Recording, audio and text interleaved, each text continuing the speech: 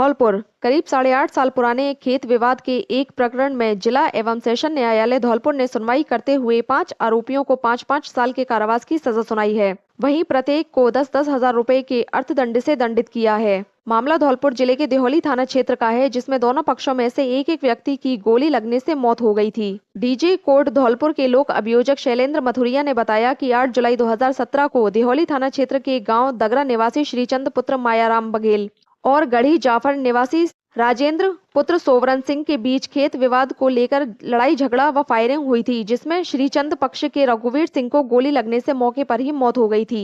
वहीं राजेंद्र सिंह पक्ष के पूरन सिंह की गोली लगने से इलाज के दौरान मौत हुई थी।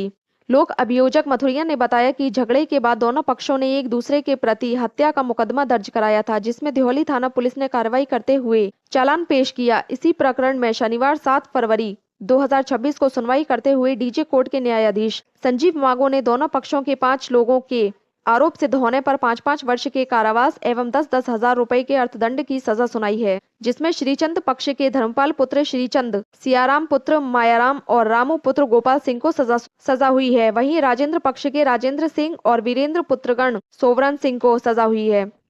फरवादी श्रीचंद ने खेत के झगड़े को लेकर दिनांक 9/7/2017 को थाना देहौली पर FIR नंबर 126/17 दर्ज कराई, जिसमें रघुवीर की गोली मारकर हत्या की गई थी, जिस पर देहौली थाना अधिकारी द्वारा अनुसंधान कर मामला न्यायालय में प्रस्तुत किया गया, जहां न्यायालय द्वारा विचारणा पूर्ण कर आज न्यायालय श्रीमान जिला एवं सेशन न्यायाधीश श्री संजीव मांगो जी द्वारा मुलजिम राजेंद्र एवं वीरेंद्र को धारा 304 पार्ट 2 का दोषी मानते हुए 5 साल के कारावास की सजा सुनाई तथा 10,000 रुपए के अर्थदंड से दंडित किए। प्रवादी राजेंद्र सिंह द्वारा पूरन सिंह की हत्या का मुकदमा देहौली थाने पर दर्ज कराया गया, जिस पर FIR नंबर 131/17 दर्ज किया गया, जिसमें देहौली थाने द्वारा अनुसंधान कर न्यायालय में चालान पेश किया गया, जिस पर जिला एवं सेशन न्यायाधीश श्री संजीव मांगो जी द्वारा आज फैसला सुनाते हुए मुलजिम धर्मपाल सियाराम रामू को 304 पार्ट 2 का IPC का दोषी मानते हुए 5 साल के कारावास की सजा सुनाई तथा 10,000 रुपए के अर्थदंड से दंडित किया। धौलपुर जयपुर में आयोजित होने वाले 2 दिवसीय इज्तिमा कार्यक्रम में भाग लेने के लिए धौलपुर से दावत इस्लामी का एक काफिला रवाना हुआ। यह कार्यक्रम जयपुर के करबला मैदान में आयोजित किया जा रहा है, जिसमें युवाओं को सही राह पर चलने, अच्छे इंसान की तरह जीवन जीने और धार्मिक व नैतिक शिक्षा प्राप्त करने का संदेश दिया जाएगा। कार्यक्रम के दौरान प्रतिभागियों को नमाज पढ़ने का सही तरीका, रोजे रखने की विधि और दीनी तालीम के महत्वपूर्ण पहलुओं की जानकारी दी जाएगी। साथ ही आज के युवाओं में बढ़ती नशे की समस्या को गंभीरता से लेते हुए उन्हें नशे की लत से दूर रहने और सकारात्मक जीवन अपनाने के लिए प्रेरित किया जाएगा। इस 2 दिवसीय आयोजन में बाहर से आए मौलाना भी शिरकत करेंगे और समाज को बेहतर दिशा देने वाले संदेश देंगे। कार्यक्रम में शिक्षा के क्षेत्र में मुस्लिम समाज को आगे बढ़ाने पर भी विशेष जोर दिया जाएगा। आयोजन का मुख्य उद्देश्य युवाओं को नैतिकता, अनुशासन और देश के जिम्मेदार नागरिक बनने की सीख देना है, ताकि वे एक अच्छे इंसान के साथ साथ एक अच्छे हिंदुस्तानी बनकर समाज में सकारात्मक योगदान दे सकें। यह कार्यक्रम सामाजिक सुधार, धार्मिक जागरूकता और युवा पीढ़ी को सही मार्गदर्शन देने की दिशा में एक महत्वपूर्ण प्रयास माना जा रहा है। दावत इस्लामी का काफिला इस्लामी भाइयों से सजा हुआ जयपुर राजस्थान के लिए रवाना हो रहा है, जिसमें दावत इस्लामी का इज्तिमाई प्रोग्राम 7 और 8 शनिचर और इतवार 2 रोजा इज्तिमा प्रोग्राम है, जिसमें सभी इस्लामी भाई शिरकत करने के लिए जा रहे हैं। इस्लाही मुआशरा का ये प्रोग्राम है।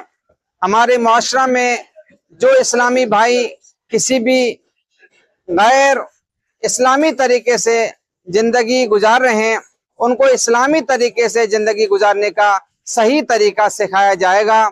जिस तरह से हमें नमाज का तरीका है, आने वाले माह मुबारक में रमजान शरीफ का माह मुबारक आ रहा है, उसमें हमें कैसे रोजा रखना है, किस तरह से हम ज़कात देने के लायक हैं, हकदार हैं तो कितनी ज़कात देना है, और हमारे माशरे में हमारी बहनें हैं, हमारे माँ हैं, हमारे वालिद हैं, हमारे भाई हैं, हमारे पड़ोसी हैं, हमारे अहबाब हैं, उनके साथ हमें किस तरह से रहना है, कैसे उनके साथ बर्ताव करना है, ये सारी बातों के लिए इज्तिमाई प्रोग्राम जो जयपुर में 7 और 8 दिन शनिचर इतवार जो है रखा गया है, उसमें यही जो है उलमाए किराम तशरीफ लाएंगे, दावत इस्लामी के मुबल्लिग तशरीफ लाएंगे और सभी इस्लामी भाई को समझाएंगे।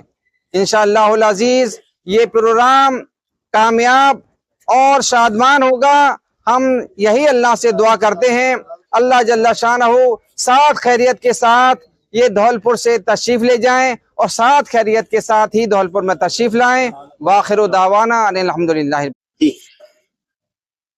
अल्हम्दुलिल्लाह दावत इस्लामी की जानिब से 2 रोज़ा जो इस्लामी भाइयों का काफिला जयपुर के लिए रवाना हो रहा है, ये बड़ी खुशी का मुकाम है हमारे लिए और तमाम सारी हमारी मिल्लत के लिए।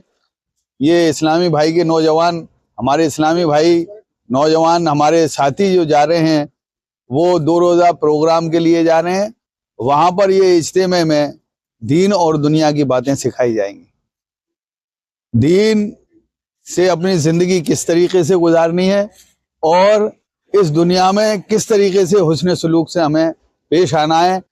इसके अलावा दीन के साथ साथ दुनियावी असरी तालीम की अहमियत और तमाम अपने मुल्क के साथ में मिलजुल कर रहने की तरबियत भी दी जाएगी।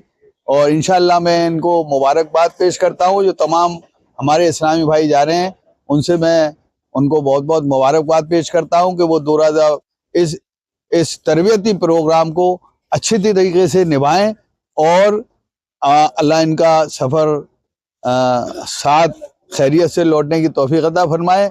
वल्हम्दुलिल्लाहि रब्बिल आलमीन। धौलपुर वर्धमान महावीर खुला विश्वविद्यालय कोटा द्वारा विद्यार्थियों को रोजगार परक पाठ्यक्रमों से जोड़ने और अध्ययन केंद्रों पर प्रवेश बढ़ाने के लिए लगातार प्रयास किए जा रहे हैं।